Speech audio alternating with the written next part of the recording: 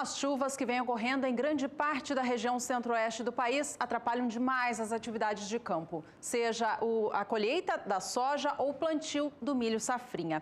E a situação começa a ficar preocupante, uma vez que a janela ideal de plantio do milho fica cada vez mais apertada. No estado do Mato Grosso, por exemplo, o maior produtor de soja e milho do Brasil, a área plantada até o momento chega próxima a 70%. E a janela ideal de plantio já se esgotou em algumas regiões. No mais tardar dos casos, ela encerra em meados do mês de maio. E ainda falta, mês de março, sendo que ainda falta 30% de área para ser plantada.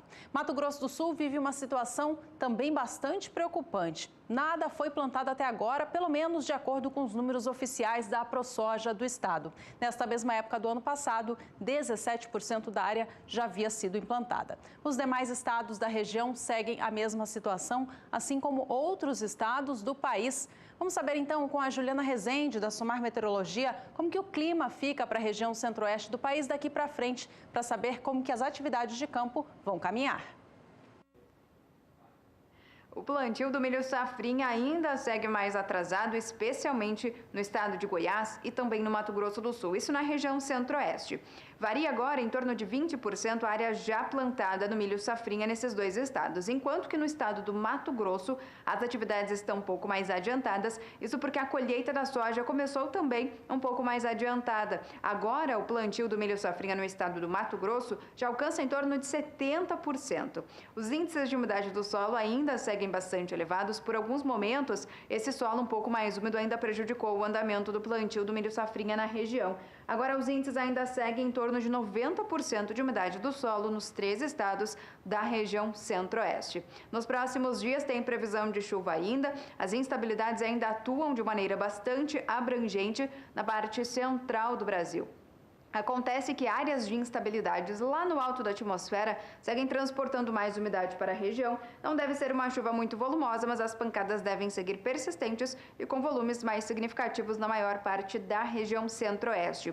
No Mato Grosso do Sul e também no sul do estado de Goiás, o volume de água fica em torno de 30 até 50 milímetros. Nas demais áreas da região, a chuva é ainda um pouco mais fraca e também com menor volume. No decorrer da segunda semana, entre os dias 5 até o dia 9 de março, as instabilidades voltam a ganhar intensidade aos poucos entre o estado do Mato Grosso e também no estado de Goiás. No Mato Grosso do Sul, as pancadas ainda devem persistir, só que de maneira bem mais fraca, as pancadas isoladas e irregulares. O volume de água no estado do Mato Grosso e no estado de Goiás fica ainda em torno de 30 até 50 milímetros e na maior parte do estado do Mato Grosso do Sul, as pancadas garantem volume de água de até 15 milímetros.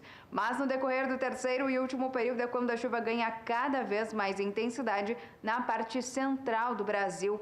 Tem previsão de chuva pesada em Mato Grosso e no estado de Goiás. No Mato Grosso do Sul, o cenário não deve ser o mesmo do que nos demais estados da região, então as pancadas ainda persistem, só que de maneira mais significativa e com menores volumes. A chuva mais forte ainda segue concentrada nas áreas mais ao norte da região centro-oeste e já deve começar a ocorrer a partir do dia 10 de março. O volume de água entre Mato Grosso e no estado de Goiás pode até passar de 100 milímetros e o risco para temporais nessa região ainda é bastante elevado. Então, conforme as instabilidades ganham força na região centro-oeste ao longo dos próximos períodos, isso pode ainda atrapalhar e paralisar momentaneamente o plantio do milho safrinha na região.